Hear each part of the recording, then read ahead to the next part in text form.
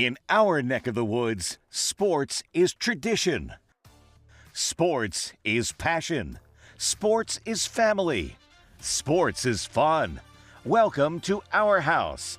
This is Southeast Sports Plus Live with Simone and Gerhard Mathangani. Well, last week we got wind that one of the SEC's most famous faces in Paul Finebaum expressed some interest in possibly running for the Alabama Senate seat, and it has now had a ripple effect, it seems, on some appearances that he is supposed to be having on ESPN. Finebaum has not been on his regularly scheduled appearances on ESPN since his conversation with Clay Travis last week. Welcome in, everybody. Southeast Sports Plus, Simone, Gerhard Mathangani, Patrick Walsh joining you. And of course, we will be recapping a very exciting headline-driven week 6 of the college football season. But before we do, we just found out, breaking this afternoon, is this Finebaum revelation. And it seems as though this is ever-changing. Ever since we got this originally came out from Clay Travis of Outkick a little bit earlier today, it has changed at least 3 times since we are now sitting here at this desk.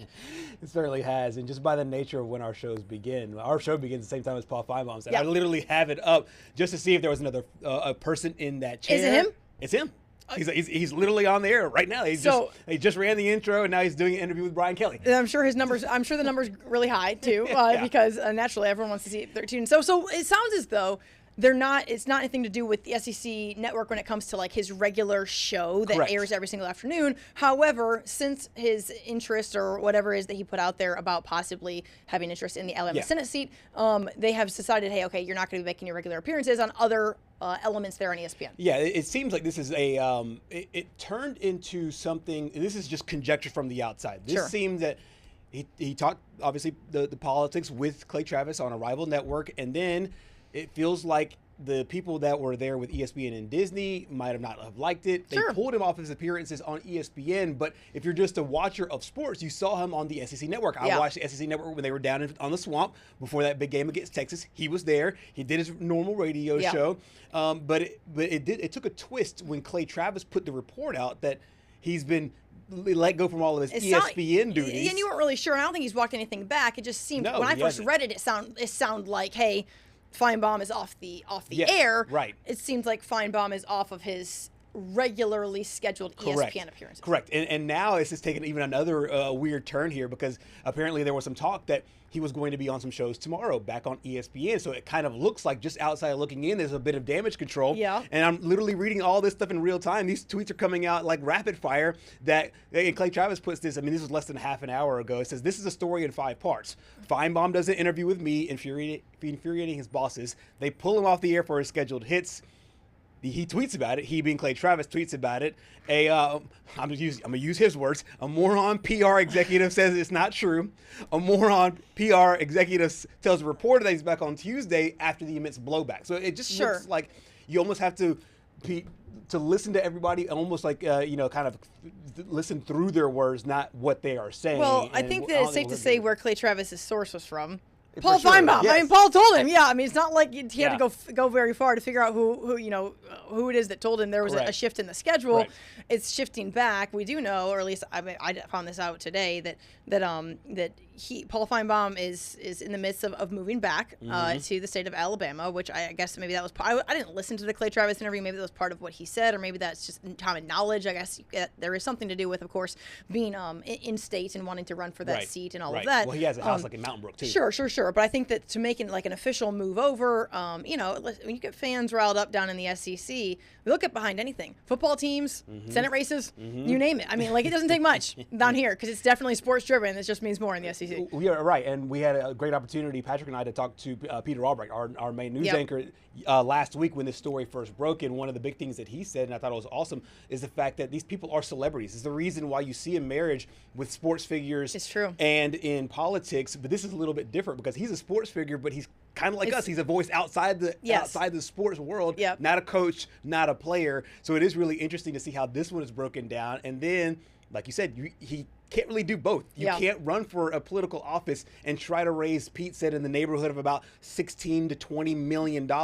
You can't be doing that and your radio show all day. So it is interesting to see where this will all go, because he is in this little window right now between 30 and 45 days, is what he said last week, of when he'll have to make this decision. I mean, I do think it's, we talked about this with several different sports figures, coaches. Think Bruce Pearl for a minute. I mean, it's interesting to see the dynamic between the two, but I think that when you are in the state of Alabama, we don't have pro sports. We have college sports, and the college sports icons of this state and of the SEC become the biggest names in the state. And it might be the path of sports, right? But regardless, they are the ones that become some of the most influential. I am curious. I want to bring in Patrick on this, because you kind of get ingrained into the SEC a little bit, Patrick, since you've been here. From the outside looking in, what is the thoughts on the Feinbaum show and what it is that he brings? Because listen, it's a lot. The show is a lot. I mean, I immediately when I think of Feinbaum, I think of course, the Auburn trees and the situation with Harvey Updike, and you know, like him going on the show and bragging. That's how we found out that Harvey Updike poisoned the dang trees. I mean, it's insane. The show is the show, but it drives a lot of attention. I'm gonna use a very youthful term. He is the greatest rage baiter I have ever seen on any network. I mean, he'll say stuff, and I mean, he does what he wants to do. He gets your attention with some of the things that he says. But I mean, I remember one time, I actually believe it was this year, he said something about Arch being like the next great quarterback. And I mean, obviously we've seen how Arch has played a lot of this people year, said that. But I mean, there are some other instances where it's just like, all right, come on, man. Like what are we talking about here? Yeah, and I think that, I mean, with that, it also, he says things for shock factor in ways, but then he also just hits play, which some of these people, just the callers, the people that come in, you know, and throughout the SEC, and, you know, then it becomes these figures that are on this show in a regular capacity. And so it's certainly interesting. It's certainly interesting. Yeah, and he's always been a figure that, I think the open to his show, this was years and years and years ago, even said something to the effect of like, hey, this basically our show can get you fired, because coaches will go on, the coaches will have a bad season, fans come on there, and next thing you know, Monday, Tuesday, Wednesday, Thursday, Friday, it is nothing but 3 hours of them complaining and being mad and being upset, and the heat goes up on his show. There's a lot more voices out there now, so like obviously it doesn't have the same kind of gravity that it did before, but he still has that about him, and it looks like this lightning rod is still here. I don't know if he's bringing this up, or he's just like, hey, bypassing it, just doing a normal Monday show. It looks like, I mean, literally the first 10 seconds on, you saw Brian Kelly's face on there. So he's just, listen, it's a normal Monday in the life of Paul Feinbaum. A little bit of chaos. That's like, I mean, what else would you expect? It's the middle of the football season. I mean, what else would we want? It's October. Our show is much less forgiving. You're not going to get fired for coming on this one, at least not to my knowledge. We have no one's gotten fired at this point if you've come on Southeast Sports Plus. But let's take a look at what it is that we're going to be chatting about today. We got a jam-packed show, of course, the Feinbaum conversation, like we just mentioned. Going to keep an eye on that, although it does appear that he is alive and well and doing just fine over there on his regularly scheduled broadcast. Alabama gets it done against Vanderbilt, despite a lot of smack talk from the other side. We'll talk about all that with the doors here in just a bit. The Red River rivalry, say that 15 times fast. We're going to bring on some of the biggest names in Next Star Nation to talk about Texas and Oklahoma. Man, what an afternoon it was when we saw that Texas game down in the swamp, man. We have a lot to discuss when Roger Wallace comes on, because what a game. And listen, I said last week, I texted him in the middle of the weekend after this happened too. I said, is it possible that Texas is just not good?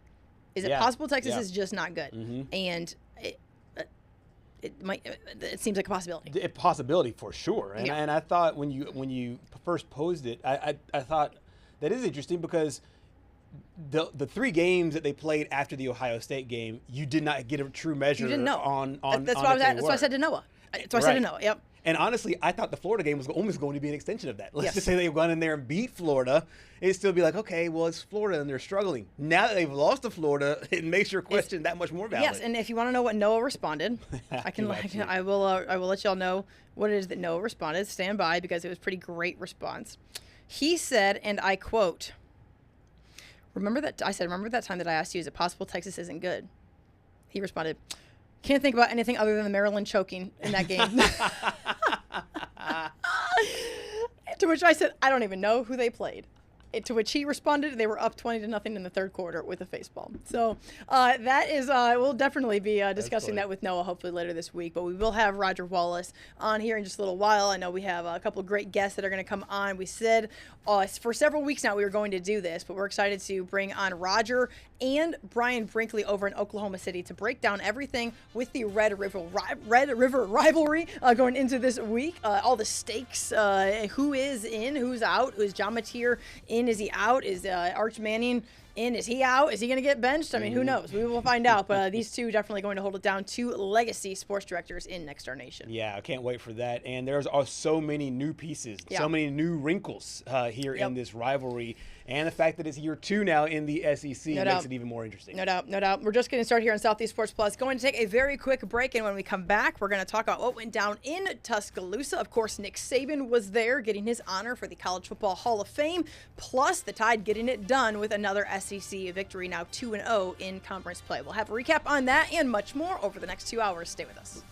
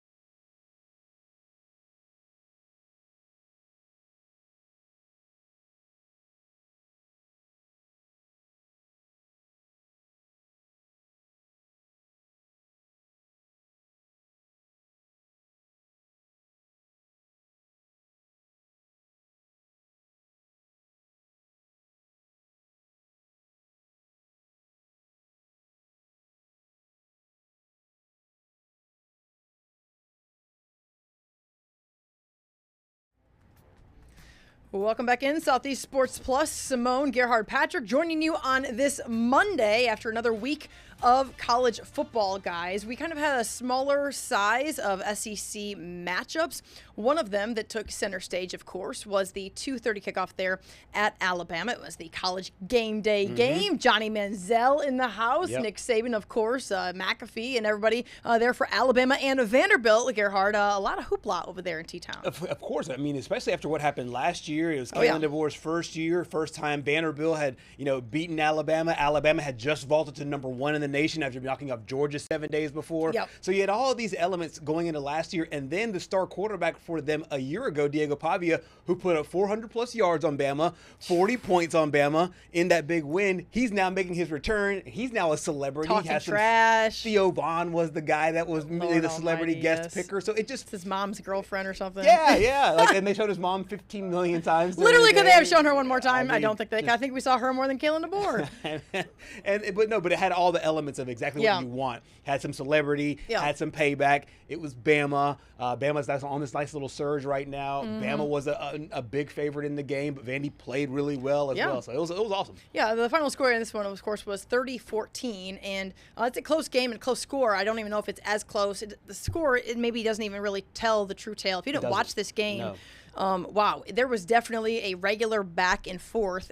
Ty Simpson looked very, very, very good. He has looked prolific at times when he has been perfect in certain games. He looked good against Georgia, and then I felt like that continued. Of course, he did have the mistake, right? So he did have a turnover. I think that was Alabama's first one of the year. Yeah. Well, that's not too dang bad. If you get, 5 games in, you haven't turned the ball over, and you've already played Georgia, that's pretty good. And it was one of those where, you've probably maybe been a little too aggressive. What stood out to me more than anything is, of course, the turnovers by Vanderbilt in the red zone. So it's not like Vanderbilt didn't do good things. Vanderbilt played really, really well. Yeah. It's just, wow. It begs the question, did guys have a little bit of extra oomph when, I don't know, just because Diego Pavia is on the other side. And there was a lot of trash talking. And I'm not saying that the effort changes, but even Nick Saban said, there is revenge on the mind in this game. And then when Nick Saban says that, those guys are chomping at the bit to tackle this guy harder, to just be more dialed in when it comes to game prep. And I feel like that played out in the most significant moments for Vanderbilt trying to go into the end zone. Yeah, I think the messaging all week is usually a lot of coach speak. And you kind of have to talk out of both sides of your mouth. Like, hey, we're energized, we're all get up for this game. We're taking it one game at a time. Sure. It's a 1-0 week and all that kind of stuff. And so you almost have to balance the emotions that come with, we want to crush these guys that beat us last year, with the, hey, let's just play disciplined football because our disciplined football will give us the best opportunity to go out and get a win in this football game. But you're right. It wasn't like Vanderbilt was not moving the football. They were moving the football at just costly turnovers. Late and deep in their end zone. I mean, they had more than 300 yards in this game. Bama had racked up more than 400 yards in this game. But Bama was able to keep those sticks moving. It just felt like towards the end, Bama just was able to inflict their will on Vanderbilt, something Vanderbilt did to Bama last year. Yes, certainly Alabama has been the aggressor in these last 2 games. They've had more of like an attack mode mentality. Of course, we did see some issues in the ground game. I think there were moments where I was kind of holding my breath, like, someone gets loose for like a big huge gain on the ground, and you start to wonder, okay, is Alabama going to have some issues? And what I thought was interesting, one thing that was said on the broadcast was that a lot of people will point to the Alabama's defensive line as maybe that is the issue. And I don't know if you heard them say this, but Kane Womack, Kalen DeBoer have said there's an issue in the secondary and just the run fits and not properly reading where guys are going to be, where to be on the field to stop those big gains. And so there were moments where it's like a bend, don't break. I think that's one thing that Kane Womack would say a lot when he was here at South Alabama as the head coach is, even if teams get deep into the red, let's not automatically give them 7. Right. Let's not even automatically give them 3. Let's force turnover. They did it twice. Yeah, and it's part of that swarm defense. And the way he wants his defense to play is almost an attacking style. We want to attack the football. A lot of times when you do that, if you do have a guy that's out of position, one guy out of position can make a 2-yard loss now into a 30-yard gain. Absolutely. And that's where, they're saying that, hey, we'll play a bend, don't break style because now once you get inside the 20, that's now 22 people within the small box. And we just think our guys are better than your guys, we'll be able to make a play. The danger is that if you pop one and a team like that pops one and they have the speed on the outside to score touchdowns, now your bend, don't break turns into just breaking and breaking and breaking. And now you have to play a little bit more on your heels defensively. But I do like the style of defense that they play, and I like the fact that they're sticking to it. They're not changing it up just because Florida State ran for 1 million yards on them, and just like the other teams have some success throughout the course of the year. Yeah, and sometimes that's hard to do when you are getting a lot of pressure, when you're seeing that maybe your personnel this season is not really matching what it is that you need them to do in the style of play that you want to have. But good on Kane Womack, good on Kalen DeBoer for kind of weathering the storm. A lot of people were asking to have a different look, and they're sticking with what they know. Let's take a listen to Kalen DeBoer after this big win there in T-Town over Vanderbilt. Just really understanding when it first happened, week 1, that there's one of 2 things you can do. You can just take it, or you can fight back. And if you are who we are, and we really believe that we have a good football team, then we should only have one option, and that's just to give everything we got and leave it all on the football field. And that's what these guys are doing. And the defense is just doing a good job of making sure that they force the offense, the opposing offense, to play another play. right? Line up. You see the drives. I mean, there was 2 turnovers in the red zone, really. And so, forcing them to play another play and just making them earn it. And then, our guys, again, I mean, we are kind of getting that feeling of takeaways, I think like we did last year. It's starting to come back to us. And the physicality now on top of that I felt we brought today, again, I thought it was a positive step for our defense. All good notes there from Kalen DeBoer. When you talk about Diego Pavia, here's what I would offer to the conversation. Every sport, every movie, every aspect of life has to have a villain. Absolutely. And absolutely, quite frankly, he gets paid a lot of money to play the villain. Mm-hmm. And so there's a big payoff there. I mean, if you watched the video of him going off of the field at Bryant-Denny, it was on my timeline 100 million times over. And some ridiculous fan in the front row cussing out Diego Pavia and him yelling back at him and all this. Like one, it's what makes sports great. So everybody get your panties out of a wad and realize, like, this is what is great about college athletics. This is what's great about the SEC. And, like, this fan's in the front row probably drunk and cussing at a 27-year-old college quarterback. Yes. Like, oh, what more do you want? Like, this is great. Like, that's what you want. And so I don't mind that Diego Pavia said what he said. You just have to know what's going to come with it if you aren't able to deliver. Football is more than a one-person game, Gerhard. Exactly. But it's so funny when it's the quarterback that's doing it, because your quarterback usually is like your stoic leader. Yeah. But it is different for teams like this. And even going back to a guy like you mentioned, Johnny Football. Johnny Football was the exact same way. He was a playmaker, but he was also a lightning rod. And you need these things. You remember Grayson Allen for Duke? He would just, like, a part of watching Duke games and the fun of watching Duke games is because he would poke and prod at the other student section. It would just Marshall Henderson at Ole Miss. Oh, shoot. I'm like triggered just by hearing that name. Yes. It's part of what makes sports great, bro. Like, exactly. You absolutely have to have it. I mean, we could put on a list. We should probably put on a list of just some of the sport's greatest villains. And it's part of embracing that role. So when you look at the numbers, obviously, you wonder, okay, what is Vanderbilt now moving forward? And Diego Pavia said after the game, hey, all of our goals are still ahead of us. We have one loss. Yeah. Alabama has one loss, and right now there's going to be several one loss, some 2 losses, probably not 3 losses, maybe a little bit of a stretch in the playoffs, but it's not like Vanderbilt isn't right there. No, they're not. And it was 30-14. Yes, and for the longest time, I mean, they had shots to win this football game. I think if you're Vanderbilt, you have to be feeling really good. People who really watched last year's game, if you didn't watch it, you might just think, oh, it's a fluke because it's Vandy versus Alabama. No. It was not a fluke last year. It wasn't. And people make fun of the Birmingham Bowl rings. I did too. But to me, it could be a stepping stone to what is they're trying to build in the future. Yep. And yes, Alabama now looks like where I thought Alabama would be throughout the course of the season. They dropped big time in the polls. They've done nothing but improve since then as it relates to the polls. Yep. But I think with Vanderbilt, they are now proving to themselves, hey, we are and can be one of the best teams in this league.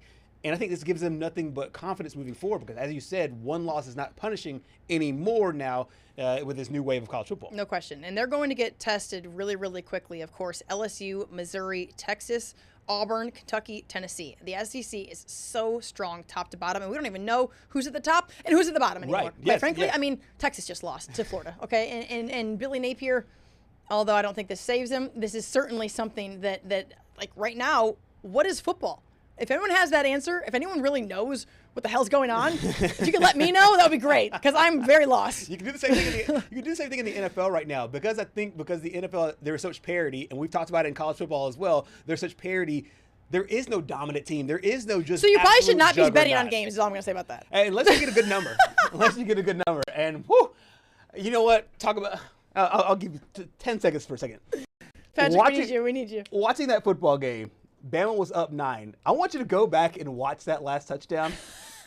There was a lot of crowd cheers there. I think a lot of people were holding tickets that said Bama minus 10.5. They were up by 9. I was like, please get a score because you knew Kalen DeBoer was not going to kick a field goal there and just rub it in. Yeah, sure. So the only way that they would be able to score and cover that spread is to run that touchdown in. Watch that game back.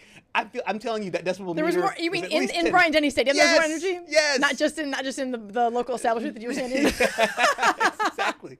But was it there too? It was there too. Not just from you, but from others. Oh, from others. Yes. I was 6 decibels of a 100 decibel day because I'm telling you, it was covering, doing sports in this day and age, and betting sports this day and age. Man, the margins are so razor thin, and the odds makers are so good. at handicapping football games. Yeah. I mean, I look at my 2 slips that I had from college football this past weekend. What were they? A couple of awful beats. I mean, you can't just say that so ambiguously and expect me not to ask. Clemson jumped out to a 28-3 first quarter lead. Yeah. And the over was set at 48. I'm like, dude, I'm feeling great. And then it finishes at 48. Oh, that's no one scores in the second half. That's your Man, boy. That's that your boy. is- Bad Bill. beat 1. Yeah, but that's your boy Bill Belichick. They don't have an offense over there. Yeah. That's your GOAT, actually, Bill Belichick. It is my goat. It's your, Who's it is your slowly going down as time goes on. But Man. no, I think I had the Vanderbilt Alabama over. That's a didn't bad hit. beat. That's a bad beat. That was a bad beat. That's a bad beat. I stayed away from the spread though. You had the over. I had the over. Oh, you had the over. What was the over? The over was 50, 52? 52. Yeah. Yeah. Unfortunate. Well, Feels bad, man. I did not have to lose any money. I just watched the game and enjoyed it. I went to the pumpkin patch. Nice. How was that? Yeah, it was great. Yeah. It was fantastic. We picked out 10 pumpkins because my 3-year-old said we needed 10. 10. Count them, 10. lot. And yeah, now they're all over my porch. Are you a carver? Oh, I mean, yeah. First of all, I'm a toddler mother, so absolutely, like a I'm good a carver. carver? I Like, mean, are you like- no, I'm horrible at it. In Oh, fact, oh, you know oh. what? We should do this when it is Halloween week. We should absolutely have a pumpkin carving contest, and so we can all submit some great pictures. I have a strong feeling that Patrick's fiance will probably outdo everybody. Oh, in yeah, this he's gonna room. outsource I just have a his. feeling. Yeah, absolutely. No, I'm not gonna He won't outsource. do it. You will. I will do it. I Really? will do okay. it. Yeah. We're gonna take that as a commitment. I'm gonna beat So you. listen, Alright. I don't know about that. Mine's better. But all I know is that if sports are more fun to watch if you do not have money on the line. You don't have to worry about it. So y'all can take my advice, or you can keep living. I'd argue the complete opposite. Gotta live life on the edge. I am more engaged in games I would have no interest in if One it of those wasn't. things. You don't learn Tuesday as you night go. action. You don't learn as you go. Y'all are ridiculous. All right, guys, we're going to take a quick break. Coming up in the next 2.5 minutes, we're going to check in with a couple of Nexstar Nation legendary sports directors. In Austin, Roger Wallace going to join the program, as well as Brian Brinkley from Oklahoma City to talk about the Red River rivalry, if I can actually say that in any normal cadence. I'm going to try, guys. We will be right back here on Southeast Sports Plus. Stay with us.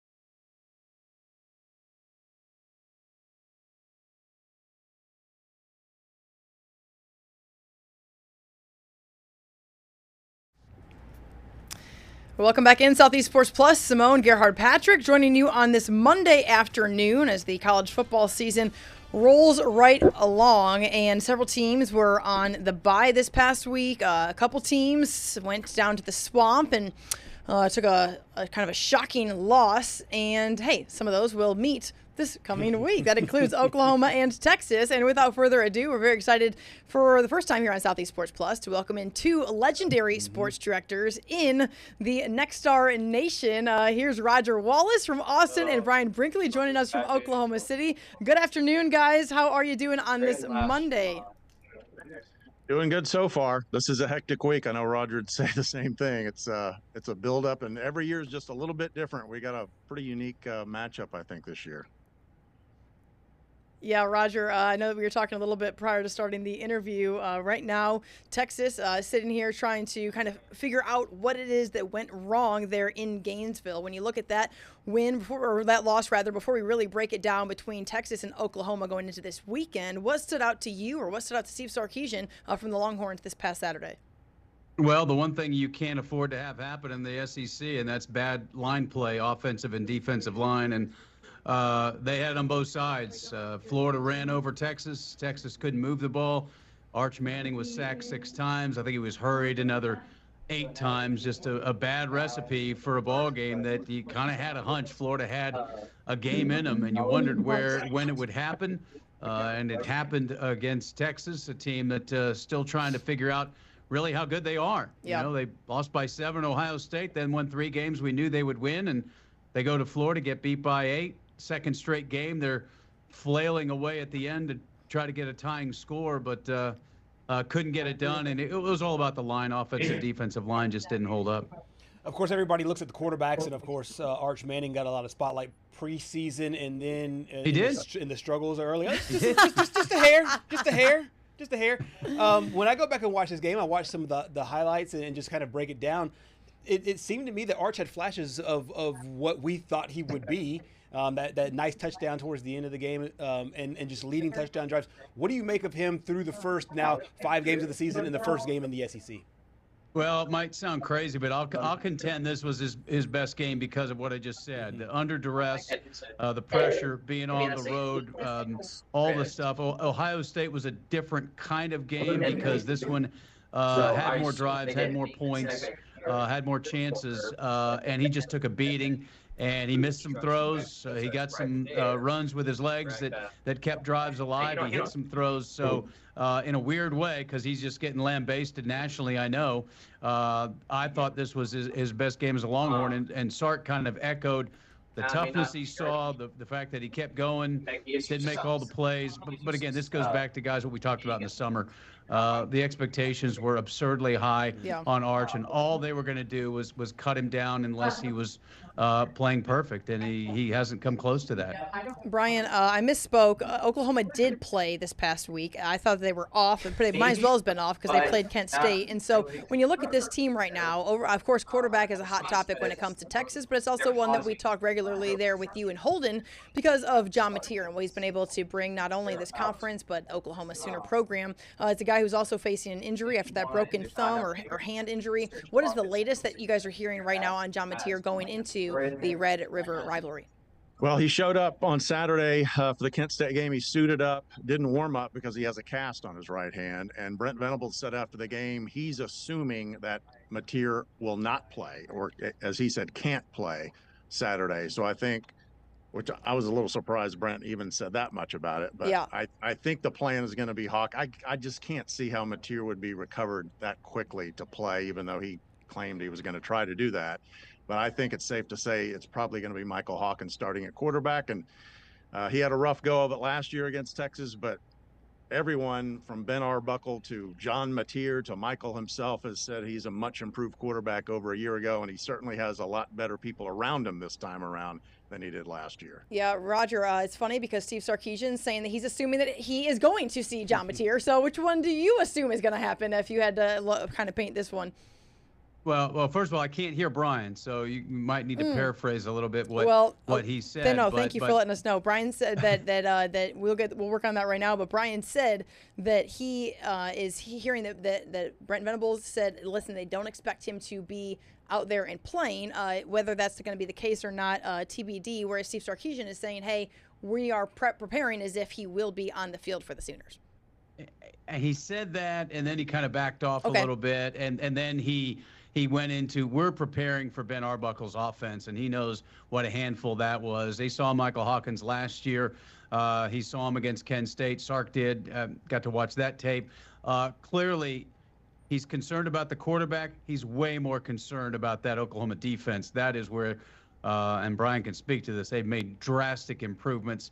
And the way Texas just played against that Florida defense, I'm sure Sooners are licking their chops to try to get a shot at this Texas offense. And he's more concerned about that and then defending the schemes of Oklahoma's offense with a new play caller and a little bit of a new system than so much. Mateer obviously brings a lot to the table, but right now he's got to figure out how they can block and protect Arch Manning and move the ball with some semblance of consistency on the ground, because they had running backs carry the ball 13 times for 11 yards. That's not going to do it. Yeah, let's take a listen to Steve Sarkisian on gearing up for this game and kind of leaning on some of the veteran guys he has there in the locker room. And this is a great game. Like, there's nothing about this game that is like, I love all aspects of it. I love it that it's a neutral site. I love that it's in Dallas. I love that it's a state fair. I love that both teams are in the same tunnel. I love that the crowd is split 50-50. I love that so many of our players have family coming. I don't love that there's some noise around how we're playing, but that's the reality of the situation. That's what we signed up to do. All that being said, we got to focus on us, and we need to be enamored with what we need to do. From a preparation standpoint, an execution standpoint, a game plan standpoint, being intentional with our practice habits, things of that nature. And so, you lean into some of the veteran players who have been through this week before, who know what this week is about, and push your younger players or your new players that maybe have transferred into this is how we go about our business, because it is a great game. Brian, it's really interesting because the most experienced quarterback in this football game as it relates to this rivalry will be Michael Hawkins Jr. after he played in last year's game. Michael Hawkins obviously went from the backup to the starter to the backup, now back to the starter. What do you think he's learned in that time? And the second go-around, how do you expect him to handle it there in the Red River rivalry? Well, I think it's like the old cliche about improving the most from game 1 to game 2 and year 1 to year 2. That's part of it. I think he learned a lot about just everything that happened to him last year. And then both Hawkins and Mateer and Ben Arbuckle have talked about the great relationship that Mateer and Hawkins have, and Hawkins has learned a lot from Mateer since John came onto campus. And I think Hawkins has a lot of respect for what John is like as a person and an athlete, and has learned a lot from him. And it seems like Hawkins fits pretty well into this Ben Arbuckle style of offense. So I think he's a lot more confident than he was a year ago. And as I said earlier, he's got much better people around him. He's got mostly healthy receivers, an offensive line which is in much better shape than it was a year ago, and a defense on the other side that's even better, I think, than it was last year to help him out there. So I think he goes in with a lot of confidence, and it seems like the coaches have a lot of confidence in Michael. Roger, this is going to be a game that is played at a neutral site for these two teams. Tell us a little bit about the atmosphere of what this game is typically like when it comes to maybe some folks who aren't there in person, don't really know what it's like between these two programs. Yeah, I think between Brian and I, we've probably got over 60 of these combined, but it is it's something special. I mean, 92,000. 46,000 in burnt orange, 46,000 in crimson. They split it down the middle. Everybody comes out of one tunnel. That's the Oklahoma side. And then the Texas side's in the far end. And there's always a fan base that's excited, always a fan base that's anxious. And I always tell the story of the COVID game where they had limited capacity. And I don't know if Brian can hear me, but he'll remember this as well. It went to overtime. And in overtime, the fans threw away all the all the precautions, and they all moved down to one end because they start at one end and they move down to the other end in that overtime affair. But it's something amazing because of the setting at the State Fair of Texas. And I know it's in Texas, but it's just as close to Norman as it is to Austin. And there are just many Sooner fans. And I always say this, guys, after the game, a lot of times if you're out in the State Fair, you can't tell who won because everybody's exhausted. Yeah. Maybe right after the game, but by the time I roll out of there, maybe an hour, hour and a half, everybody's so wiped out, they all kind of look the same. Usually it's about 90 degrees and sunny, and they all kind of look like, they've played in the ball game. But it is it's something else. I love it. Brian, as we work on getting Roger dialed back up in there, I think his camera shut off for a second. But your thoughts on this game and just kind of what it is, maybe that sticks out to you as far as a memory from a past time between these two teams. Oh, it is special. Roger probably has more of these under his belt than I do. But they're playing back and forth like, he's got more, no, I have more, no, he's got more. It's so unique. I mean, Florida, Georgia is probably the only thing that's even remotely close to this kind of a thing. And I don't know as much about that rivalry as how they divide up the seats and all that kind of stuff. But this is how it's been I think this is the 97th or 98th straight year it's been in Dallas at the Cotton Bowl. Yeah. It's going to be like the 80th straight sellout. It doesn't matter. And I've been to these games where both teams haven't been very good. I've been to these games where both are in the top 10, and you just don't know what's going to happen. Here's an example. OU comes in ranked 6th in the country. Texas has dropped out of the AP poll. The last time OU was in the top 6 and faced an unranked Texas team, Texas won back in 1991. So you never know what's going to happen. John Blake is not well thought of by Sooner fans, but his first OU Texas game, he got a win. They only won 3 games that year, but one of them was against Texas. So you just never know what's going to happen. And it's a unique atmosphere. And how teams handle their emotions in this game, I think, is more critical than just about any other game you're going to play outside of maybe playoff games. Yep, no doubt about that. We're going to take a really quick break, and when we come back, start to break down what this game will actually look like as far as personnel, what the expectation is, the betting line, and all that good stuff here in about 2.5 minutes. Stay with us, guys.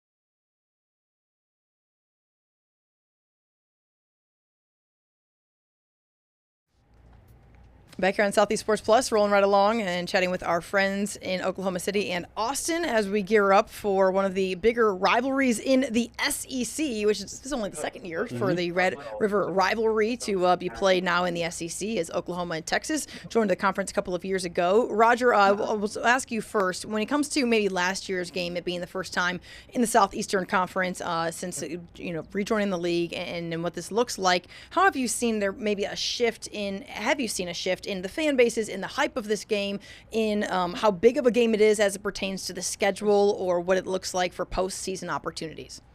Yeah, I think nothing changes with this, and I don't think it's changed over the years. You put up the graphic, and that 2018 season, that was Texas's worst nightmare because they finally got over the hump and beat Oklahoma, only to lose to them in what actually was a more important game, and that was the Big 12 championship game. They beat Kyler Murray, and then they lose to Kyler Murray at AT&T Stadium. So that was a stretch between 2010 and 2020 where not a lot went well, and even when they got OU got them back and kind of nullified that game. But no, to me, nothing. I'd be curious to hear what Brian says. Nothing changes with this. This is the consistency of these two programs. They know they're going to meet at the State Fair of Texas, and they know what's on the line. Whether it was non-conference when Texas was in the Southwest Conference, they were in the Big 8. Whether there were conference rivals, Big 12 South rivals, where they couldn't meet in the conference championship game. No divisions where they could meet, and now in the SEC. Nothing changes with this rivalry, in my opinion. Brian, your take.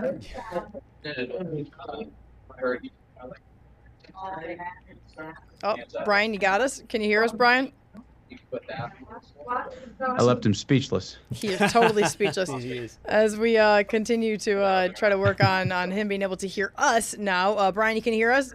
I can now, yeah. All right. I'm not sure if you were able to hear Roger a minute ago, but I asked him, hey, the Red River rivalry, has it changed since the SEC welcomed in Texas and Oklahoma? He says, hey, it's been the same game. The stakes are as high. The fan bases care as much as they've always cared. And he said it a lot better than I can rehash it. So if you couldn't hear him, I promise you he did a really nice job describing it. Your thoughts on that when it comes to this rivalry? Oh, I totally agree. I mean, with all the changes in college sports, this is the one thing that hasn't really changed. OU Texas, or as I say, Texas OU, Red River, same stadium. They just keep upgrading it. I'm always amazed that the city of Dallas still keeps pouring money into this old stadium to keep the game there, but they do, and fans love it. State Fair is there every year, and it's one of the few things left that's like it's always been in college sports, and that's what makes it great. And I mean, this is a rivalry that will never die, and we've seen a lot of them die through the years, including Bedlam, apparently, at least in football. So I just love that this is still there and still as important as it ever has been to fans. I'm really interested, Brian, in the coaching chess match between these two. You have an offensive-minded Wizard. You have a defensive-minded genius in Venables. How do you expect Venables to attack Arch Manning in this offense, knowing how talented they are? Well, historically through the years, Oklahoma on both sides of the ball has saved a few surprises for Texas. Now, they've had two pretty tough games pre-Texas this year with Michigan and Auburn, but they tend to bring some things out we haven't seen the whole season once they get to Texas. And I have a feeling Brent Venables has some surprises on that side of the ball waiting. And after seeing how Texas struggled to protect Arch Manning last week, well, there's no telling what Brent is cooking up there. Roger said it earlier about OU defense licking their chops. I agree. I mean, OU had 9 sacks. They took one away against Auburn, but they did. They are going to want to put a lot of pressure on Arch Manning and mix some things in, and it's going to be if OU plays the kind of defense they've been playing all season, I don't think they're going to need a lot of points on Saturday. If their defense plays and gets some turnovers, they finally got 2 turnovers last Saturday, their first 2 of the year. Until last Saturday, they were the only major college team that did not have a takeaway. So they got a couple of those, and one was a scoop and score. So Venables is going to have something in store. That's going to be a fascinating side of the ball to watch with Texas on offense and OU defense. Yeah, certainly cannot wait. Brian Brinkley joining us from Oklahoma City. Roger Wallace there in Austin, always holding it down. Great coverage, guys. We cannot wait to bring you back on. Make sure you can hear each other's audio next week as we recap the Red River rivalry, guys. Thanks so much and enjoy it on Saturday. All right, thanks, guys. Thanks, guys. Thanks, fellas. All right, we'll be right back. Stay with us.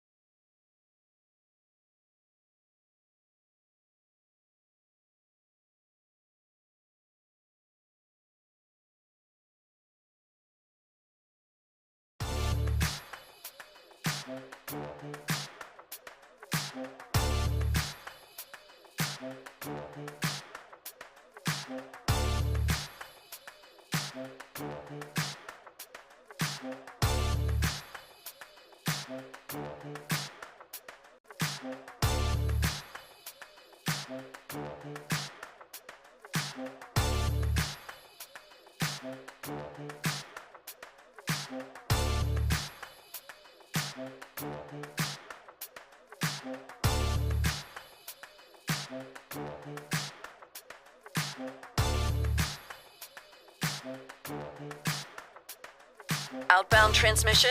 Affirmative. Crew ready? Check. Signal lock? Check. Downstream stations online? Linked and locked. Let's light this candle. Flame on. In 3, 2, roll show open. In our neck of the woods, sports is tradition. Sports is passion. Sports is family. Sports is fun. Welcome to our house. This is Southeast Sports Plus live with Simone and Gerhard Mathangani. Welcome back in Southeast Sports Plus, hour number 2. The Tigers. Every time I see Ed Orgeron, all I can hear is "Go Tigers! Go Tigers!" Ed Orgeron wants to get back into coaching. This is one of the hotter topics right now in the Southeastern Conference. Of course, when you start to have the coaching carousel take form in the middle of the season, we've already seen some college coaches get fired. Over at UCLA and where was it, Virginia Tech? We have Virginia an Tech, opening UCLA, there. obviously Arkansas. That one too. And so then people start to say, well, I might try my hand at that again. And Ed Orgeron has come out and said, I think I should get back into coaching. What have you heard about this, G? Well, it's one of those things where obviously any time that there are coaching vacancies, you go to guys that have been there before and you're, hey, you have any interest in this? maybe college guys, maybe pro guys. There's always talk about John Gruden every time there's a coaching search that's open, Oklahoma State being the other one. So there's one in all the Power 4 conferences. And so I wouldn't be a bit surprised if he has just been questioned about this multiple times. And he has said it. This is not the first time. He said it before. He's like, hey, I want to get back into coaching. Yeah. It was then very vague because you just knew he was going to take the buyout money and then just, be able to. No better job than a fired head football coach. Yes, and live out his life. But now some interesting jobs have come open, like Arkansas, like Oklahoma State, like Virginia Tech, like UCLA to a much lesser degree, in my opinion. And so, I'm not surprised to see that, hey, he wants to add to that championship pedigree. Yeah, I think that some folks are saying that it might be a tough sell for Coach O to be considered, but when you look at what it is that he has done in terms of his resume, in terms of what that year looked like, I immediately think back to 2020. And what that season looked like. Of course, completely historic for LSU, but 2 10-win seasons. Of course, the championship there with Joe Burrow and the incredible season, undefeated year when they ran the table. I should say 2019, technically, that was when that was. Mm-hmm. But there's no question that he helped take this program, I'm not going to say to another level because LSU was already a national caliber, a national name and all of that, but he certainly kept things status quo or way better when it comes to what LSU can deliver on, putting pressure on guys like Brian Kelly to now try to go mimic that same thing and be an LSU coach that won a national championship, because there's been several that have done it, and he's not one of them. Yeah, Ed O followed a line of coaches that have done it. Yeah. Nick Saban before that, Les Miles before that. Yep. So he was one of these guys that was always known as a great recruiter. Ed Orgeron was, and he was able to put it all together. I think the biggest thing with that LSU team in 2019 is that they were just so lethal offensively. They were ridiculous. Yeah. And you now go to the NFL. If you were to name the top 5 receivers, you can't name a top 5 list without putting both Jamar Chase and Justin Jefferson on that list. Then you have Joe Burrow that's there as well that had that unbelievable season. And so people, I think you have one of two thoughts about Ed Orgeron. Was he a good coach that was able to bring those guys together? Or was he a product of an unbelievable football team, arguably one of the greatest we've ever seen as far as collection of talent goes?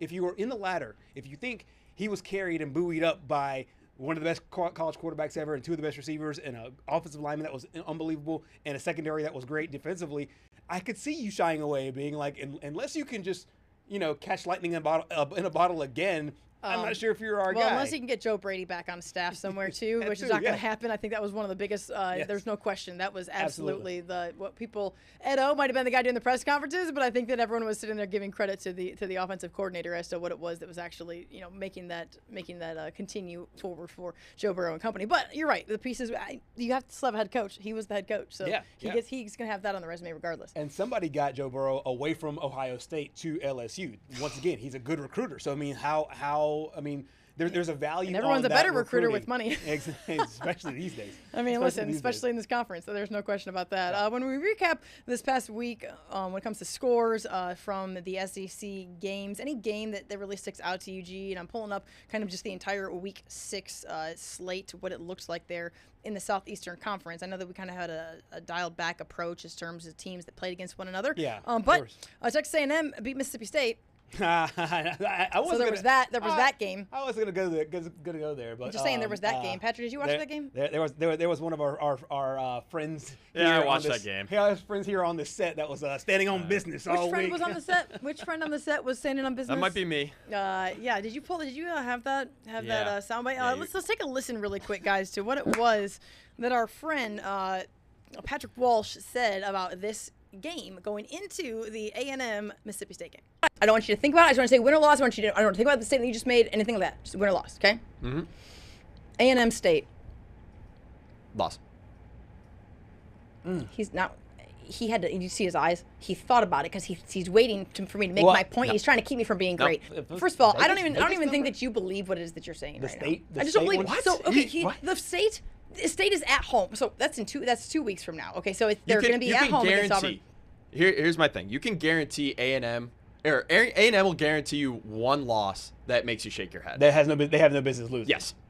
Oh, I mean, first of all, I'm going to go find in the archives when we did the over/under how many wins and losses they're going to have, and I'm pretty sure both of you guys said there's no way they would take 3.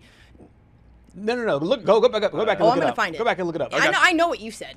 You know what I said. I like Shapen. I like Shapen going into this year. So who are you guys taking in that game the next week? The A&M Mississippi State game? Yeah.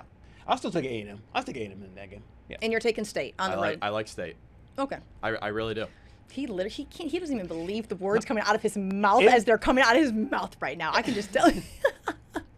I mean, I came in here, You know what? I said, He- Florida he- State's going to cover week 1. He's going to stand on business. And then everyone's like, no, there's no way. I feel a side bet here. That has nothing to do with this. I really think so. I'll take it right now. I like it. I like it. I'll do it right. I'll do it right now. I'll do it right now. Let's make sure. I'll do it right now. Let's make sure everybody stays healthy. I ain't worried about quarterbacks. I'll take him right now. You take him right now? Texas A&M's backup. Regardless, I don't even know who it is. I don't even care.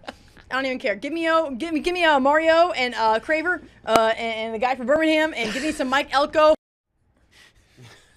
So Mario Craver had 6 receptions for 80 yards. Marcel Reed, 13 completed passes, 180 yards, 2 touchdowns. 31-9. The game was never in question, never in doubt. Patrick, did you want to follow anything up on that? You know, sometimes in sports, you just get it handed to you. Sometimes you just lose 55-0. Okay. And honestly, I feel like I just Let me do dime store psychologist here. Yes. I think that is it fair to say that you were more married to your take that Texas A&M was going to lose 4 games, and you just had to find a 4th game, and Mississippi State just happened to be that game? It's like, I believe that Texas A&M is going to lose a 4th game, and now I can't really find it. The only one that's possible is Mississippi State, and so he just threw Mississippi State out there. You know, genuinely, I did think that Mississippi State was going to win. And Okay. by the way, All this was that was before the Tennessee game. So I have to put that out there. I had confidence before the Tennessee game, and the Tennessee game only gave me more confidence. Because it was a close loss, so to speak. Yeah. I And mean, that's Mississippi State has shown nothing but huge amount of improvement from last year to this year. Yeah. So that there's no questioning that. I did think that they would probably put up more of a fight. I think that all of us are impressed by them sitting at 4-2 right now. Now they are 0-2 in the SEC, so the bulk of what their conference schedule, and there's a lot of football left to be played. Will they win an SEC game? I think that they will. But I think that there's been a huge step up for this program because you're 2 wins away from bowl eligibility for the love of the Lord. I mean, that would be huge. Yeah, they've already beat Arizona State as well. Yeah. I mean, a team that's Arizona State's only loss of the season is against Mississippi State. That's a good point. I mean, that gave me a lot of confidence too. I mean, granted, it wasn't a bad home game. take. I just like to throw it back at you. So Yeah. whenever there's an opportunity to do that, it is that we're going to certainly take it. So they'll still find a way to lose 4 games. Well, listen. There's lots of I'll go down football with the left ship. to be played. Let's continue to look at the rest of these games from the SEC last week. Of course, we did discuss Alabama getting it done against Vanderbilt, and I feel like right now, how fans feel, how I feel about this Alabama team is kind of night and day, and it's certainly been a progressive take. It's like every single week, a little by little, we're like, okay, this is still Alabama, right? We certainly didn't feel that way after their bounce back win against Wisconsin. It wasn't okay. We still weren't really sure what this was going to look like. Yeah. Then they go on the road, they beat Georgia. Now they beat Vanderbilt. They're 2-0 in the conference. Okay. Is Alabama still Alabama, G? I think so. I think that what you've seen, and that's the guy that's doing it, is Ty Simpson, and he's protecting the football. One of the things that Ryan Grubb has talked about with him is his leadership, and you're seeing it game by game by game. He's very efficient with the football. There are some concerns there. I mean, like, they're still not, playing defense against the run as much as well as you would hope. Sure. I mean, there's still some issues there, but offensively, they are lethal because Jeremy Bernard has really taken off. We've seen Ryan Williams. He had the injury early on. He came back a few games later. He looks to be back on track as well. Caden Proctor has been this amazing offensive weapon threat. It's been really fun to watch, though, actually. He ran the football this time for a first down with Insane. 3 yards. He's become a true weapon, not just a good offensive lineman, but also a weapon for their offense. And they're getting really creative as well. Defensively, I think they'll find some things that really makes it, that makes them gel. But just like we talked about after the Georgia game going into this Vanderbilt game, will you let the revenge stuff get into your head and all that kind of stuff? Here's another big one because they go to Missouri this upcoming week. Missouri's still undefeated. The best running back to me in that football game. That is crazy. Wears a Tiger jersey. Ahmad Hardy, the guy that transferred in from La Monroe. He's the best running back, in my opinion, to me in this football game. An 11 a.m. kickoff. The spread's only 2.5. That's Vegas telling you that there's a lot of respect for Missouri and what Coach Drink is building over there. This feels a little possibly trappy for Alabama. Can they answer the bell this week like they did last week? Right now, it is the parity in sport, and you just look top to bottom, guys, in the AP Top 25 poll. I mean, Texas started the season as the number one preseason. They're do it all. Arch Manning, Heisman, just give them the freaking trophy. I mean, roll. They're not even in the top 25 right now. Yeah. Florida State, after week 1, we would have all said, well, they're national contending team. Now they're down to 25. I mean, there's examples of this everywhere when you look at this poll. I mean, guys, top to bottom, it makes you go, okay, this is different than it's ever been. Certainly, the transfer portal is the number one reason, and the money that fuels it it was 1A. Right, and it tells you that this is a week-to-week sport because, like we've talked about with Florida State was unranked. Then they vaulted all the way up to number 8. I think it was the highest that they got, and then they lost against Virginia this past week, and so now they're all the way back at 25. Who is Florida State? Are they really good? We've seen flashes of yes, flashes of no. Yes. Arizona State is another one. Arizona State last year makes it to the college football playoff. Then they lose to Mississippi State. Mississippi State's a lot better than we thought. And so, yes, this is like a kind of a week-to-week thing. There is not some dominant team out there. No. Ohio State is really, really good, but we've seen them struggle. They struggled with Washington a little bit ago. They struggled with Texas. Yes. I mean, they won the game by 7 points. Yeah. Like, it's not like they blew it. That was week 1. Yeah, exactly. Yes. So it is anybody's game. And by the way, how many times have you said that Miami's bad? Did you want to stand on that? Did you want to stand on that? Did you want to stand on that? Ooh, Carson Did you want to Beck, stand on that? Carson Beck, Shoot, he stopped dating Haley Cavender and turned into Joe Burrow. The Cavender curse is gone. It's gone. It really is. He's literally. This is the best football. This is the best football he's been playing. Was it Hannah or Haley? Is it Hannah or is it Haley? I stole that take. I saw it on Instagram. I laughed out loud. One's dating Jake Ferguson, or it might be engaged. Oh, that's right. Yeah, I forgot. Is it Hannah or Haley? I'm not sure which one it is. I think it's Hannah. Because one of them posted, I think it was Hannah, after this game. Okay. Now I'm going to play 10-cent therapist, whatever you call that. Dime store Whatever. Okay, I don't care. Whatever. All I know is I watched Carson Beck lead Miami to that win over Florida State, and not more than 6 hours later, Hannah Cavender was like posting these like really cute pictures, and I'm thinking to myself, like, man, Carson Beck cannot have his moment before this is going to swoop right in, and her dog, and her like it's just one of those, like, you know what? Take your win for a moment, because I'm taking the spotlight back to you. And that right there is, I don't know, it's girl therapeutic. It's something that within the female species that says you are not going to have this spotlight without me at least entering the chat and at least putting something out there. Stand on business. That is staying on business. That's a win. But you know what? I'm just saying it. Hey, she's got her time in the light. Now her ex-boyfriend out here just balling. Miami got 21 first place votes. Some people think Miami's the best team. Okay, I will say this. Some people think Miami's the best team in the country. Have they shown you anything to say that they're not one of the most complete teams in college football right now? Or better yet, has anyone shown you that they are more so? Oregon. Well, Oregon's third, so that's a. Oregon's the only team. They've gone on the road. They beat Penn State. Dan Lanning. Yeah.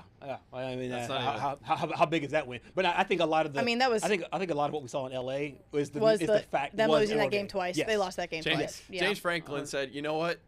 All you guys talk about is how I can't win the big game, so I'm just gonna go and lose the small game." Well, that certainly was what happened. There's no question. I mean, he said, like, we did not handle that loss well, and then then the travel, and the more and more I heard that soundbite where he was like, it sounded like excuses. I just thought to myself, that was kind of a recipe for disaster. Yeah, it really was. Absolutely. That was a recipe for exactly what happened to actually happen. Yep. When you played college sports and you lose a game that your entire have been circled on the calendar, the whiteout, all that stuff, and you travel across the country, that is hard to do. It's hard on the body to reframe. You feel like you've lost the grasp of having to be able to control your own destiny, the margin of error. You lose that game twice. Yes. I got to give him that, as much as I do kind of rag on James Franklin pretty often. So you rag on the whole Big Ten.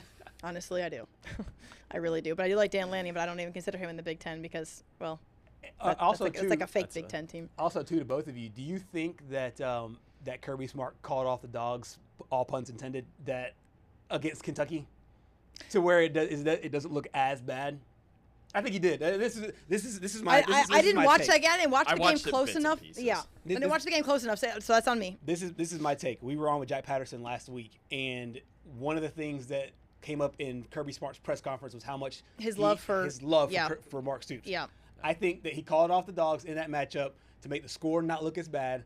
And then when he gets fired, Mark Stoops is going to be a defensive analyst at Georgia. I mean, I definitely think that if you're asking me if in coaching, coaches decide whether or not they're going to continue to run it down your throat based on who's across, I would say emphatically, absolutely. Yes. There is no question. As a coach's wife, I watched a coach on the other side who didn't like my husband win 73-0 once.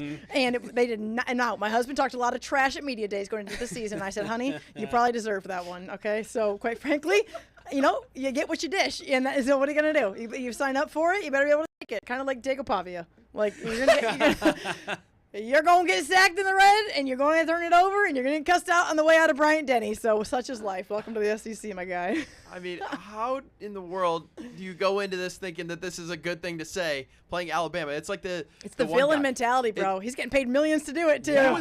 He's playing it well. Who was that one guy from, like, the 2017 Vanderbilt team that said, Alabama, you're next? And then Jalen Hurts said, well, theoretically, they are next on our schedule.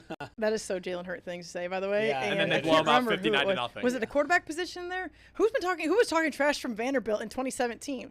Was this like somebody right after somebody drunk on Broadway? Like, it's the only person in Nashville that's talking trash about. On the field still. They won. I don't know who they played, but he goes, Alabama. Or I remember this. When you come to Nashville or whatever it was, you're going to see how we play SEC ball. Yeah. Alabama, you're next. Yeah. It was like a decent lineman, I think.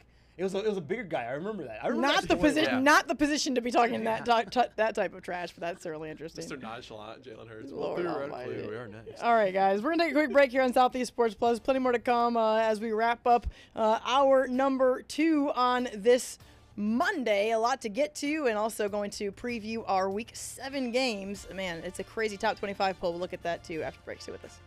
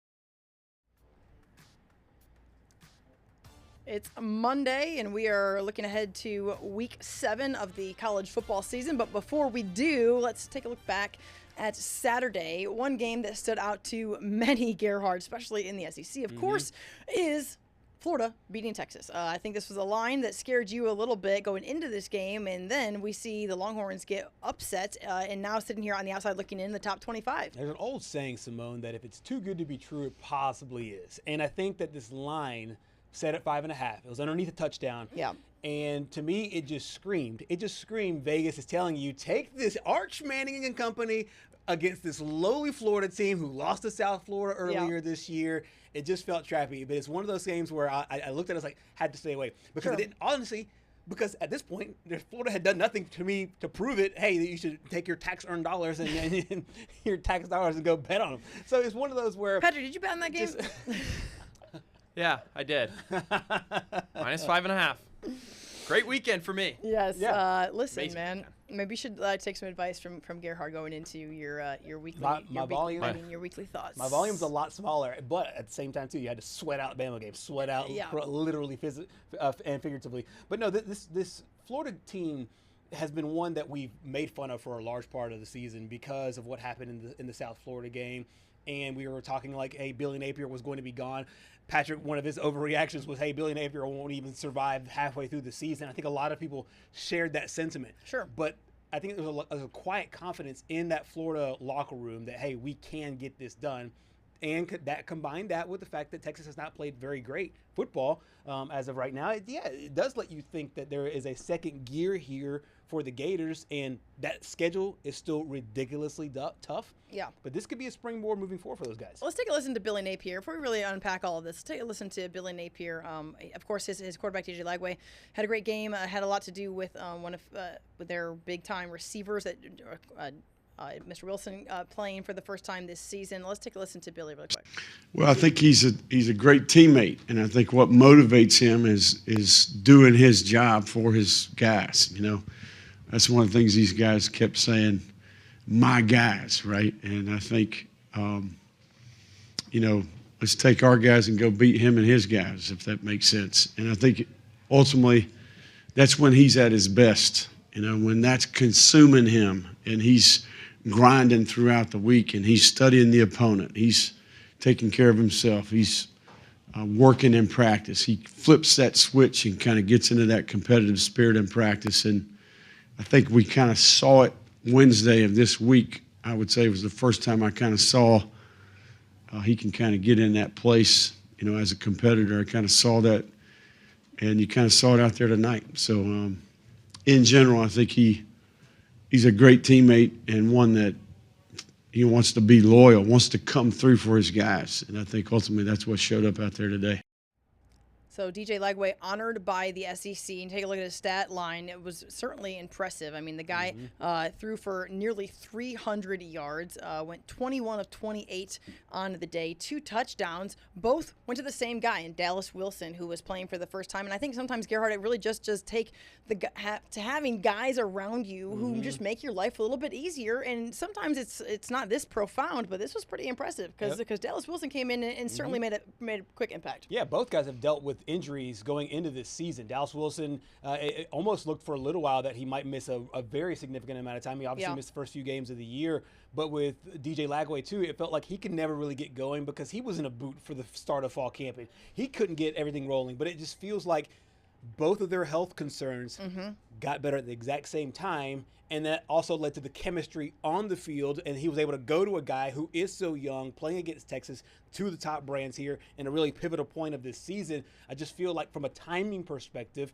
if you just believe in football, guys, the timing perspective is, hey, the gods gave you one here. Yeah. They gave you health at the right time. You executed. You made it happen. And as Billy Napier said, you went out and executed what we thought you could execute. So this is what I want to ask the table here, because it doesn't seem to me, I'm just going to put my opinion out there first. There's no lack of pressure. There's no less pressure on Billy Napier and his staff as to this is not a save his job game. Now, can this be a momentum-shifting annual Billy Napier rebound in the second half of the season opportunity? Absolutely. But this game alone, and no bigger reason than the fact that Texas ain't good. So, okay, like you beat a team that is not good. You beat a team that might have 4 SEC losses at the end of the year, and I don't think I'm crazy for saying that. So, what does this mean really for Billy Napier and for the Florida Gators? It's momentum, because you're right. You nailed it on the head. This is not a game where you can put your cap on it and say Billy Napier saved his job. But can this be the first brick in the wall that is built to be able to save his job? Yes, I agree. I think that's it. So yeah, but he's got to parlay this into more wins. Now they got another really tough Texas team coming up. That could be a job saver against Texas A&M. You think it is? As they move, if they were to win that game and continue to look good, because here's the thing, there's still so much left of the season. If this was later in the year, then one game can be the Texas A&M game. That could be the game saver, and we saw that. We saw that with Sam Pittman. He would win that 1 or 2 games, and that would save his job. And that's where you don't want to be with a program, is with a guy that will consistently give you 2 or 3 good wins, but lose 4 or 5 games. Yeah. So this can be just another brick to me on that wall. Yeah, and I think he's just got to take this win, as you mentioned, and just parlay it into more wins. Yeah. Who would have thought going into the year that the number 1 and number 2 preseason team would be heading into week 7 and still have not won it against Power 4 team? Yeah. I mean, that's ridiculous. Yeah. And just seeing, as you mentioned, Texas, they're not good. Who knows what they're going to be at the end of the year? I thought you were crazy when you said they're going to have 4 SEC losses by the end, but now, I'm 0 for 2 after called the ball Mississippi knowledge. State. Yeah, I guess I don't have ball knowledge, but I mean, you look at the road ahead. You go to Texas A&M, trying to defeat the whole state of Texas at this point, and then you host Mississippi State. Then you're off. Then you play Georgia, and then you go to Kentucky. I mean, to save his job realistically, he's got to go 4-1 or 5-0. I don't know about that. If you look at those numbers right there, in my opinion, if Billy Napier gets one of the next 2, goes into the bye, gets Kentucky and messes around with, who was Georgia at that point? I don't know. I mean, I think if he goes those games there, if he wins 2 of them, I feel like he's in a good spot. Yeah, a very, very solid spot. I do think which 2 matters. Mm-hmm. If he gets 3, I think he's wearing that, Florida Gator. I'm gonna say G, but whatever it is that they have, it's not a G, it's the Gator for another season. I mean, and here's the deal: is it going to be one piece to the puzzle, and is it going to be a couple of healthy guys on that side of the ball to go be what we thought DJ Lagway was going to be when we saw him in Atlanta, Georgia, SEC Media Days? Because I remember how much swag and confidence we all had about Florida going into SEC Media Days. Yeah. It didn't plan out. The guy's been battling some injuries. Now he's got some pieces back.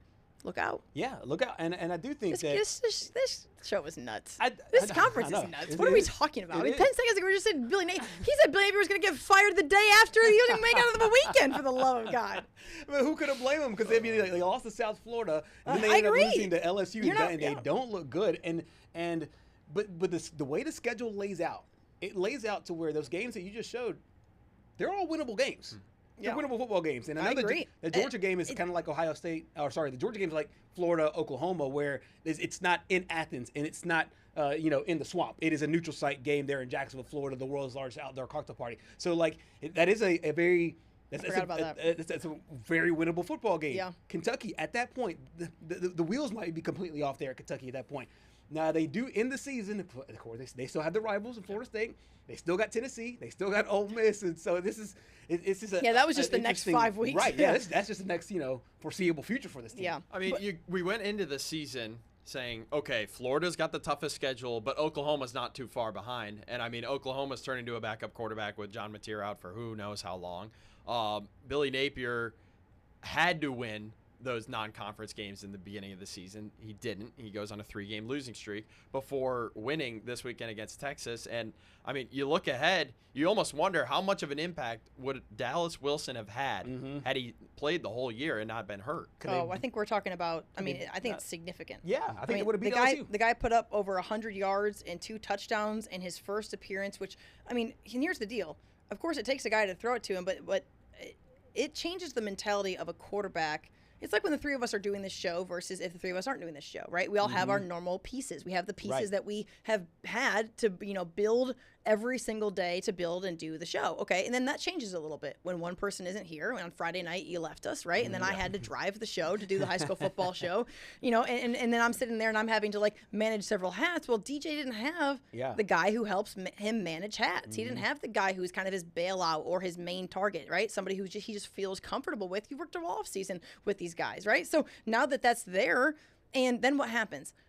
Not just momentum between those two, but momentum and belief throughout the program. That changes the mentality. It changes the coaching staff. It changes the offensive line wants to work a little bit harder. The defenders want to, just get off the field. I mean, all of that builds momentum top to bottom on a roster. And when you start to see that really take form is when they start to string a couple wins together. And then who knows?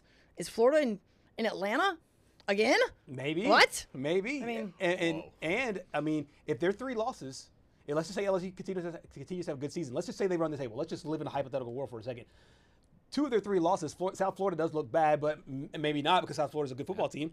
2 of their 3 losses will be against LSU and Miami. And you could make an argument for a 3-loss SEC team. Let's just spinning it forward, just taking it, their playoff host will still be alive. Dude, I mean, it sounds crazy and it ain't that crazy. Yeah. It sounds crazy and it ain't that crazy. Yep. I'm telling you, this is the first year, and if there is going to be a 3-loss team that makes a college football playoff, it has to be from the SEC.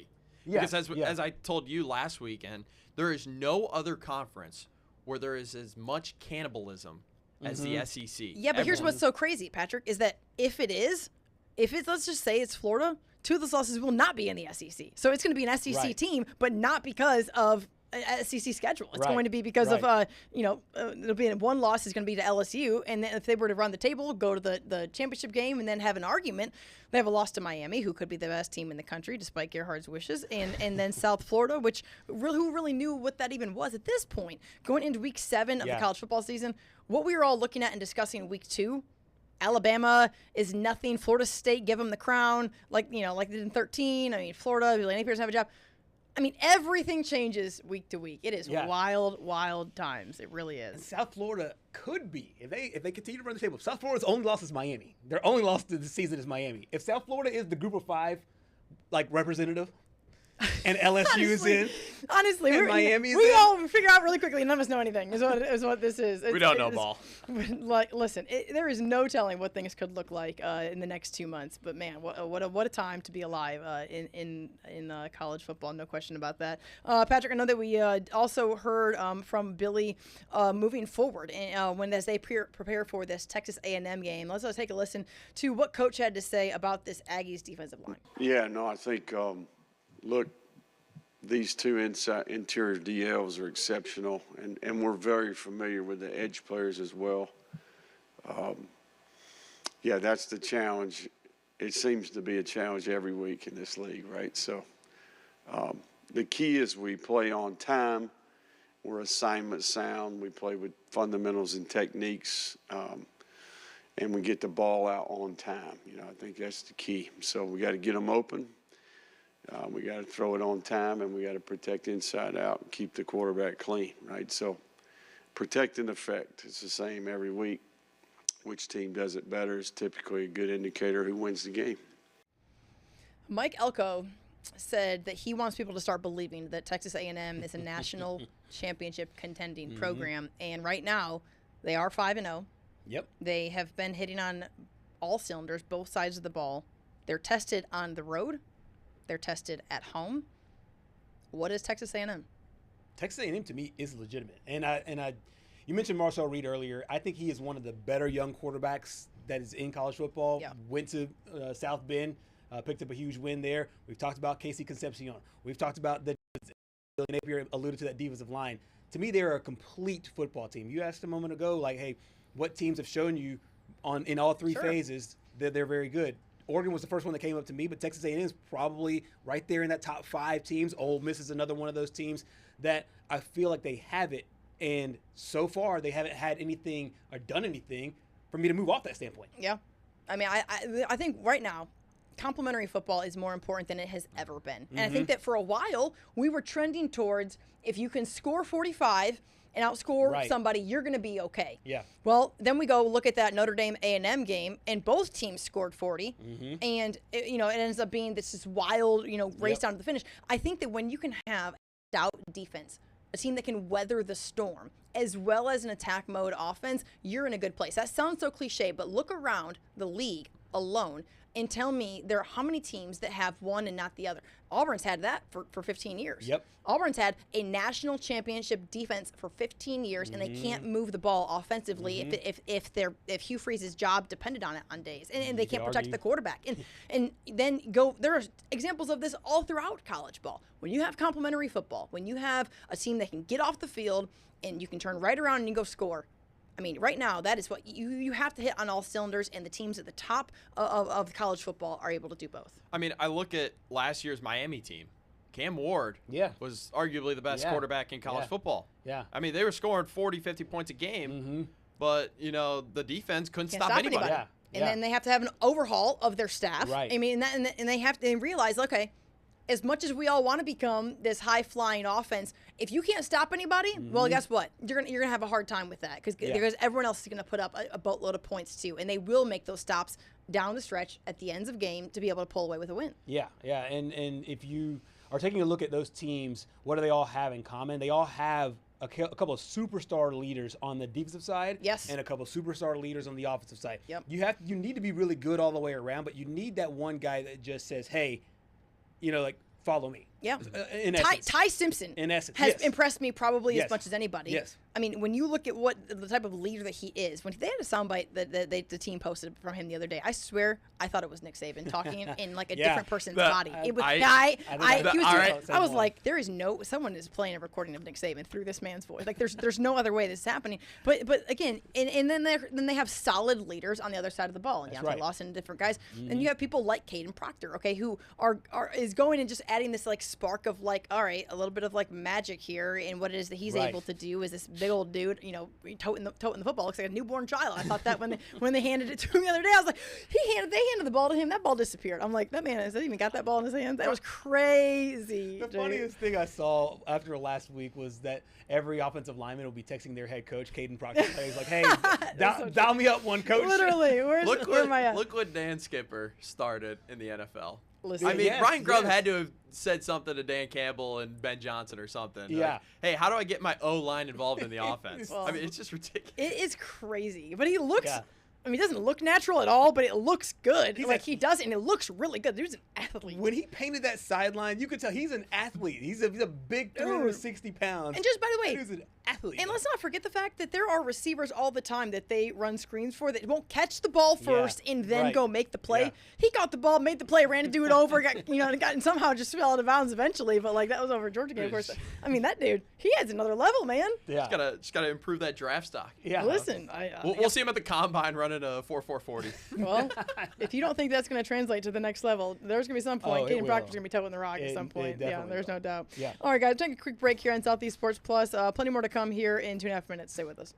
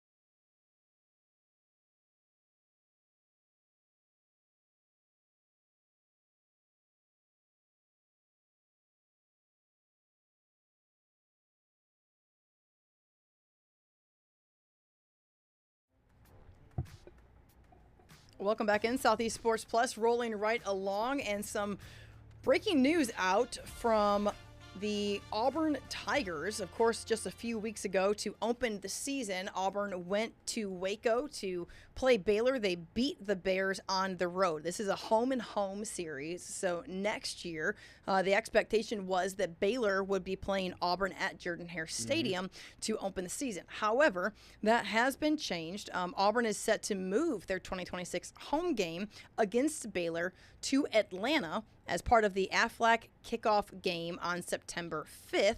On three's Brett McMurphy is the one to first release this story. Here is the interesting part of this, I find.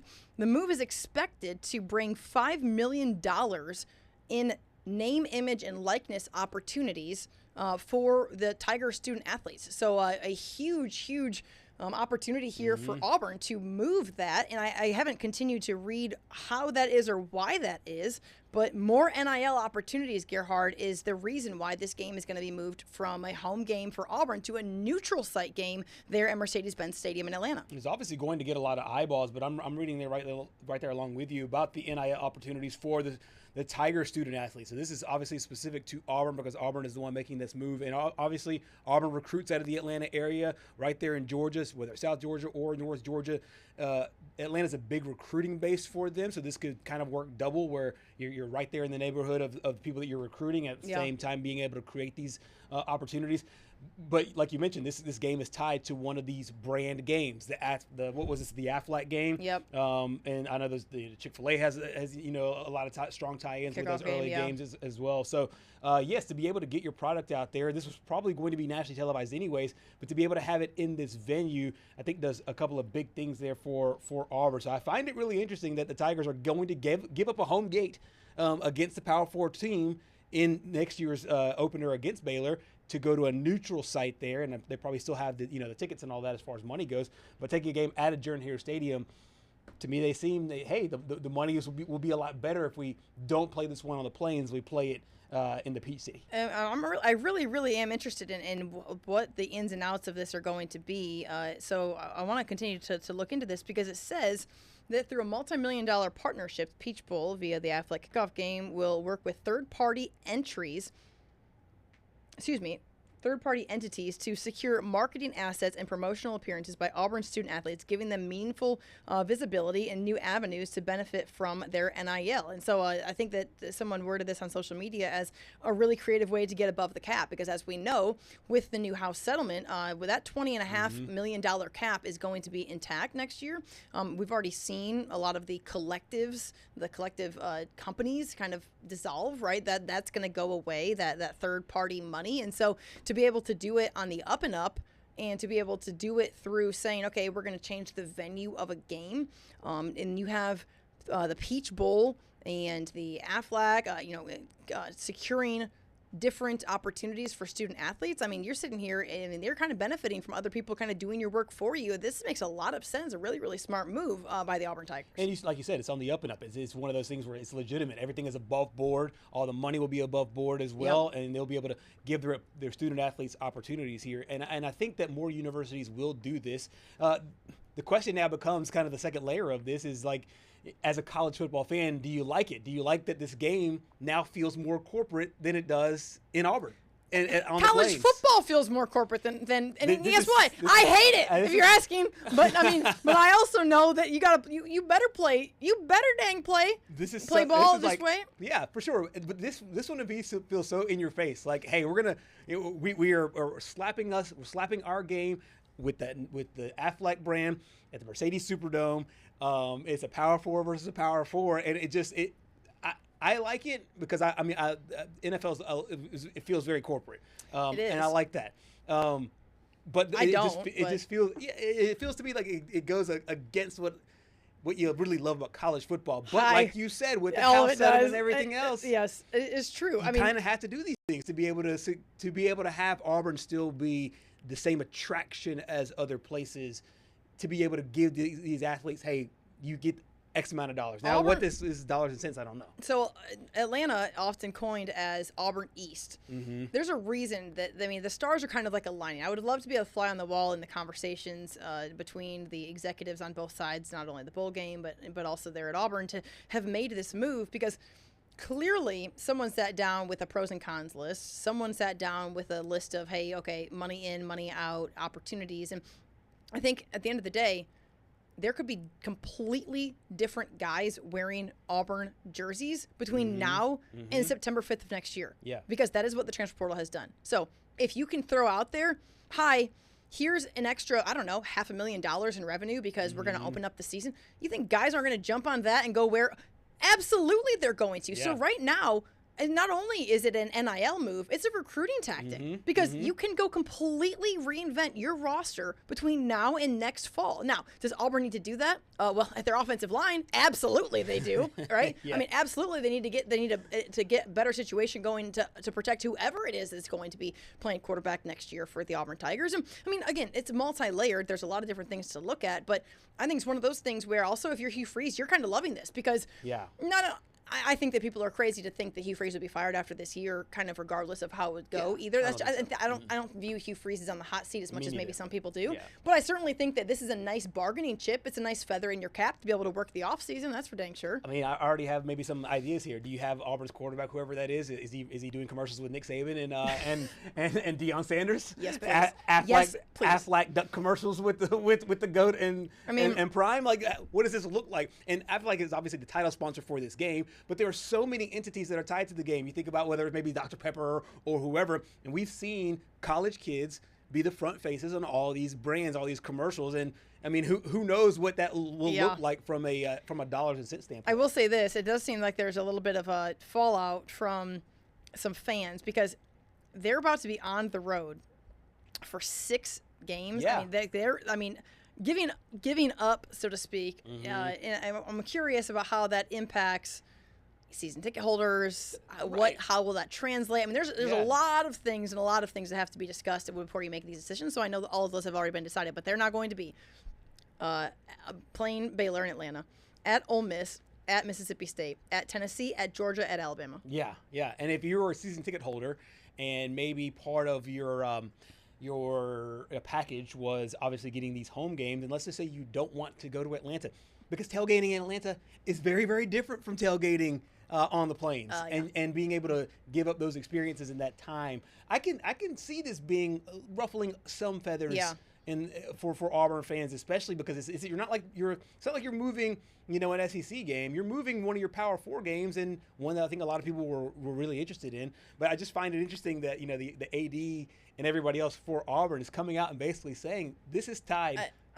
This is tied to NIL. What I'm wondering is, do Baylor players have similar opportunities with this game being moved? Interesting question. Yeah. Because if I'm Auburn, that's part of I'm saying absolutely not. Like, if it's our game. Right. Here's an opportunity for you to go get this game. Yeah. We travel well to Atlanta, which we've seen in the one time that Auburn's played over there for the SEC championship game in the last decade and a half.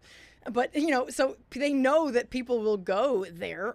So I think but that's got to be part of the bargaining chip is, hey, we're not going to go help another P4 program get in on money that's going to be ours. If we're the ones, and you would think that the bowl game isn't sitting there asking for that either. I'm just curious. All this, again, is breaking in real time, and it's completely uncharted territory. I've never seen anything like this. And I kind of love that Auburn's kind of like, hey, okay, we want to be involved. And it is different because this game will be in Atlanta, and as you mentioned, Atlanta's basically Auburn East. It would feel so much more different if it were based out of, let's just say, if it was in Jerry World or in Miami, no question, or in another pro stadium. Even if it's in Nashville, it doesn't feel the same as it does in Atlanta. So I think the the good sentiment is that if you're an Auburn fan, you are so used to being in Atlanta, whether it's following your basketball team over there for That's big games. or other reasons. It's not because it's the championship game. It is right there. We're talking about a 2-hour drive and an easy flight for, maybe some people that want to fly in for this Auburn game. Of course, the pageantry of this has certainly dwindled, but so has the pageantry of college football in its entirety when it comes to what it is that it once was. So we're going to take a quick break, read more about this situation during the break, and we'll wrap things up here on Southeast Sports Plus in 2.5 minutes. Stay with us.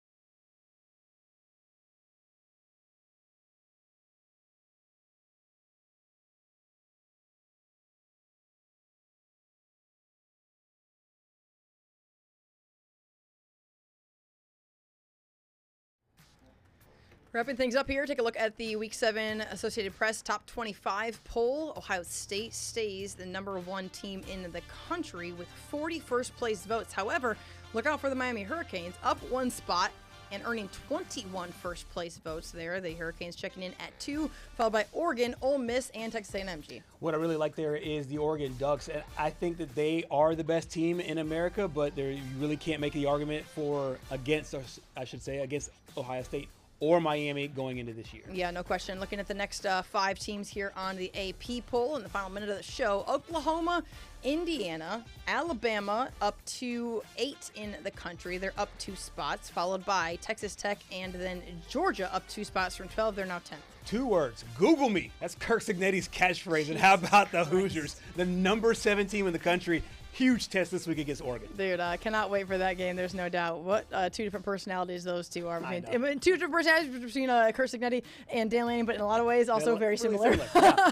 Different, but similar. All right, guys, the next 5 teams, LSU, Tennessee, Georgia Tech, Missouri, and Michigan. 3 SEC teams on that list. Yeah, the Yellow Jackets of Georgia Tech is really interesting there as they go towards the end of the season. That Michigan game is still another big win for Oklahoma as they move forward, because as long as the Wolverines win, it makes that win look even better. Yeah, Vanderbilt's going to be on the next list here. Notre Dame, Illinois, BYU, Virginia. Vanderbilt down a few spots after the loss to Alabama. And then rounding out the last there in the top 25, Arizona State, Iowa State, Memphis, South Florida, I could just go ahead and say that, and Florida State. So a lot to keep our eyes on as we go into Week 7 of the college football season, guys. We will join you tomorrow, 2 to 4 here on Southeast Sports Plus. Have a good day.